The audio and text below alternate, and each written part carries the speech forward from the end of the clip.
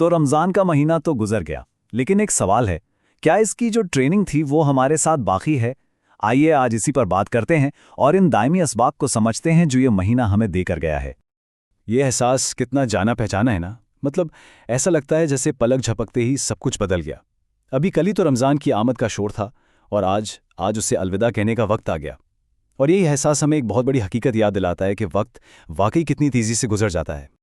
اچھا، تو آج کی گفتگو میں ہم 4 اہم پڑاؤ سے گزریں گے۔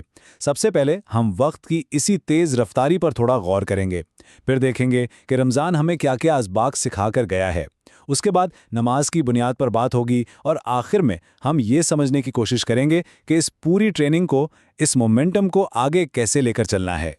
تو چلیں شروع کرتے ہیں اپنے پہلے حصے سے، ایک مہینے کا یہ تیز رفتار سفر جو ہمیں وقت کی عارضی نوعیت کی یاد دلاتا ہے۔ دیکھیں، مہینے کا سفر کچھ ایسا ہی تو ہوتا ہے نا؟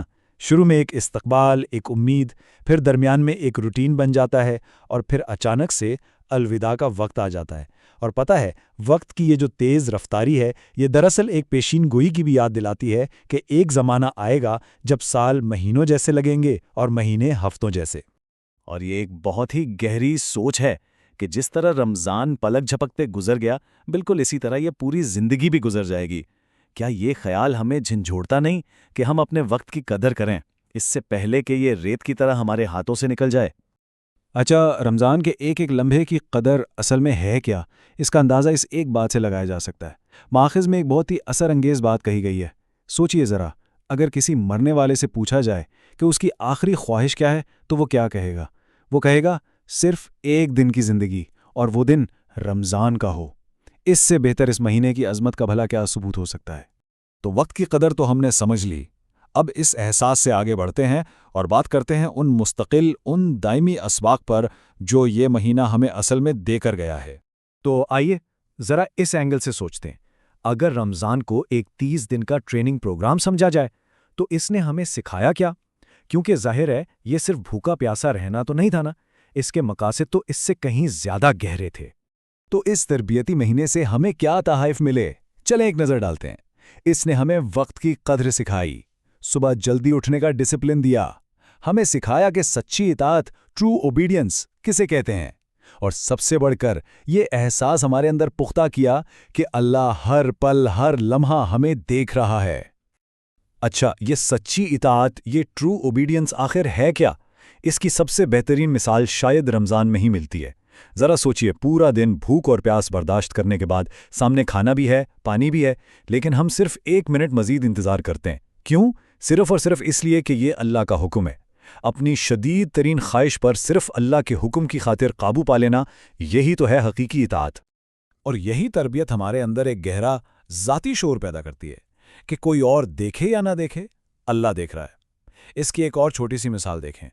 وضو کے دوران جب ہم کلی کرتے ہیں، کوئی بھی نہیں جان سکتا کہ ہم نے پانی کا ایک گھونٹ پی لیا ہے یا نہیں، لیکن ہم نہیں پیتے۔ کیوں؟ کیونکہ ہمارے دل کی گہرائیوں میں یہ یقین ہوتا ہے کہ ہمارا رب ہمیں دیکھ رہا ہے۔ اچھا، اب آتے ہیں اس گفتگو کے مرکزی پیغام کی طرف، نماز کی بنیادی اہمیت اور اسے زندگی بھر کی عادت بنانے کا طریقہ۔ یہ 40 کا عدد، اس کی کیا اہمیت ہے؟ دیکھیے، ماخذ میں ایک حدیث کا حوالہ دیا گیا ہے جو بتاتی ہے کہ اگر کوئی شخص مسلسل 40 دن تک جماعت کے ساتھ نماز پڑھے تو یہ عمل اس کی زندگی کا حصہ بن جاتا ہے، ایک ایسی پختہ عادت جسے پھر چھوڑنا بہت مشکل ہو جاتا ہے۔ اور اس 40 دن کی پابندی کا اجر کیا ہے؟ حدیث کے مطابق جو شخص 40 دن تک باجماعت نماز اس طرح پڑھے کہ اس کی تکبیر اولیٰ بھی نہ چھوٹے، یعنی وہ نماز کے بالکل شروع میں جماعت کے ساتھ شامل ہو، تو اللہ اسے 2 چیزوں سے آزادی کا پروانہ عطا کرتا ہے، ایک منافقت سے اور دوسرا جہنم کی آگ سے۔ جماعت کے ساتھ نماز کی اہمیت کا اندازہ اس بات سے لگائیے کہ صحابہ کرام کے دور میں اگر کوئی شخص جماعت میں نظر نہ آتا تھا نا، تو لوگ اس کے بارے میں صرف 2 ہی اچھی باتیں سوچتے تھے، یا تو وہ سفر پر ہوگا یا پھر شدید بیمار ہوگا۔ ان 2 کے علاوہ جو تیسرا گمان تھا وہ دلوں میں خوف پیدا کر دیتا تھا کہ کہیں یہ شخص منافق تو نہیں ہو گیا۔ چلیں جی، اب ہم اپنی گفتگو کے آخری حصے کی طرف آتے ہیں۔ سب سے اہم سوال کہ ان تمام اسباق کو سال کے باقی دنوں میں کیسے لاگو کیا جائے؟ اور حقیقت میں یہی سب سے اہم نکتہ ہے۔ رمضان کا جانا ایک اختتام نہیں ہے، بلکہ یہ ایک نئی روحانی زندگی کا حقیقی آغاز ہے۔ رمضان نے ہمیں ایک ٹریک پر، ایک صحیح راستے پر لا کھڑا کیا ہے۔ اب اصل کام، اصل چیلنج اس راستے پر چلتے رہنا ہے۔ تو سوال یہ ہے کہ اس سفر کو جاری کیسے رکھا جائے؟ بہت سادہ ہے، صرف یہ 3 قدم یاد رکھنے ہیں۔ پہلا، جو ٹریننگ حاصل کی ہے اسے ضائع نہیں ہونے دینا، اسے محفوظ رکھنا ہے۔ دوسرا، اپنی اچھی عادتوں کو، خاص طور پر نماز کی پابندی کو جاری رکھنا ہے۔ اور تیسرا، اللہ سے جو کنیکشن اس مہینے میں مضبوط ہوا ہے نا، اسے کمزور نہیں پڑنے دینا۔ اور آخر میں یہ ایک سوال ہے جو ہم سب کے لیے ہے۔ رمضان نے ہمیں 30 دن کی ٹریننگ دے دی، اب اصل امتحان تو یہ ہے کہ ہم اپنے آنے والے 335 دن کیسے گزارتے ہیں۔ اس سوال پر ضرور سوچئے گا۔